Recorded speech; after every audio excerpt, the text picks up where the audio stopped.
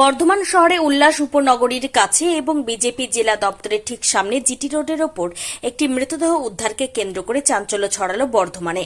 এদিন সকাল 8টা নাগাদ মৃতদেহ পড়ে থাকতে দেখে স্থানীয় লোকজন ভিড় করে দাঁড়ান এবং বর্ধমান সদর থানার পুলিশকে খবর দেওয়া হয় এবং ঘটনার খবর পেয়ে ছুটে আসেন বর্ধমান পারবিরহাটা সাব ট্রাফিক গার্ডের ওসি চিন্ময় ব্যানার্জি এবং ট্রাফিকের কর্মীরা। ঘটনাস্থলে এসে তারা যানবাহন নিয়ন্ত্রণ করেন এবং বর্ধমান সদর থানার পুলিশ এসে মৃতদেহটি উদ্ধার করে মেডিকেল কলেজ হাসপাতালের মর্গে নিয়ে যায় ময়নাতদন্তের জন্য। স্থানীয় এবং পুলিশ সূত্রে জানা গিয়েছে মৃত ব্যক্তির নাম জানা যায়নি, তবে বাড়ি জানা গেছে বর্ধমান শহরের বিধানপল্লী এলাকায়। বর্ধমান শহরে সকালবেলায় মৃতদেহ উদ্ধারকে কেন্দ্র করে যথেষ্ট চাঞ্চল্য ছড়িয়েছে। স্থানীয় বাসিন্দারা অবিলম্বে এলাকায় যথেষ্ট আলোর ব্যবস্থা এবং এলাকায় নিরাপত্তা ব্যবস্থা আরও জোরদার করার দাবি জানিয়েছেন। মৃতদেহ উদ্ধারের পর পুলিশ ঘটনার তদন্ত শুরু করেছে বলে পুলিশ সূত্র থেকে জানা গেছে। আপনার দোকানের ঠিক সামনেই একটা বডি পাওয়া গেছে, হ্যাঁ, এই বিষয়ে কি বলবেন? এখন আমরা তো কিছু দেখিনি, একটা সকালে এসে দেখছি যে এরকম ওখানে গাছতলায় পড়ে আছে, ঠিক আছে। এবারে রাতে কি হয়েছে না হয়েছে সেটা তো জানি না। বডিটা থেকে দুর্গন্ধও বেরোছিল, মানে বডিটা পচে গেছে একদম। হ্যাঁ, কি বলবেন, এটা তো অন্তত 1-2 দিন তো পড়ে থাকতেই যেরকম গন্ধ বেরোচ্ছে। বলতে পারছি না দাদা। হ্যাঁ, কি হয়েছে না হয়েছে কি বলতে পারছি না।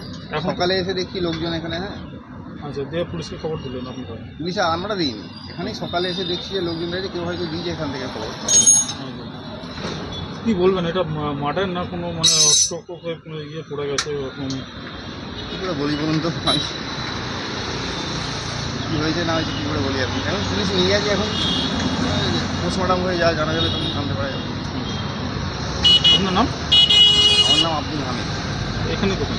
হ্যাঁ, একটা বডি পাওয়া গেছে। হ্যাঁ, সকালবেলা যখন আমি এলাম, এসে দেখি যে এরকম সব লোকরা 4-5 জন দেখছে, যে আমি উৎসুকভাবে গেলাম, যে দেখছি যে এরকম একটা বডি পড়ে রয়েছে।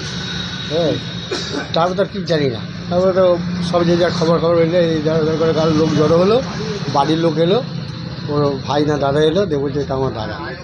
হ্যাঁ, কাল সারাদিন ও ব্যবসা করেনি কো। হ্যাঁ, দিয়ে এই তো বডি পাওয়া গেল, যে পুলিশ এলো, ব্যাস বডি। হ্যাঁ, এই যে এরকম বডি হঠাৎ করে একটা বডি পাওয়া গেল, তারপর পচা গেল, তো সেদিক থেকে কি আপনাদের কি মানে কোনো রকম মনে করছেন যে এখানে নিরাপত্তাহীনতার অভাব? সে তো অবশ্যই আছে, এখানে রোডে লাইট নেই বেশ কিছুদিন ধরে। লাইট নাই? হ্যাঁ, না, বেশ কিছুদিন, আজকে ধরুন প্রায় 1 সপ্তাহ 10 দিন প্রায় লাইটটা জ্বলছে না। হ্যাঁ, রোডের এত যানজট। হ্যাঁ, একটা লাইটের ব্যবস্থা হলে তো খুবই ভালো হয়। হ্যাঁ, তাতে পরিষ্কার দেখা যায় যে কে কী যাচ্ছে, কে কী করছে, সেগুলো দেখা যায়। আমরা সামনেই রোডের ওপর রয়েছি, আমাদের নিজেদেরই ভয় লাগে। হ্যাঁ, অনেক রাত পর্যন্ত আমাদের থাকতে হয়, কেন গভীর রাত পর্যন্ত আমাদের না থাকলে আমাদের কেন ব্যবসাটা। হ্যাঁ, প্রচুর অগুন্তি। সেই জায়গা থেকে যেভাবে পড়েছিল বডিও চাপা দিয়ে দিতে পারতো তো।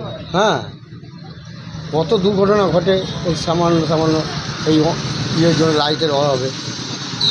এই লাইটগুলো মেরামত করলে তো খুবই ভালো হয়। যখন চলে তখন। আমার নাম বাপি। বাপি কি? ভালো নাম হচ্ছে প্রদীপ কুমার অধিকারী। এখানেই দোকান? হ্যাঁ, আমার এইখানে দোকান, এইখানে পাশেই বাড়ি।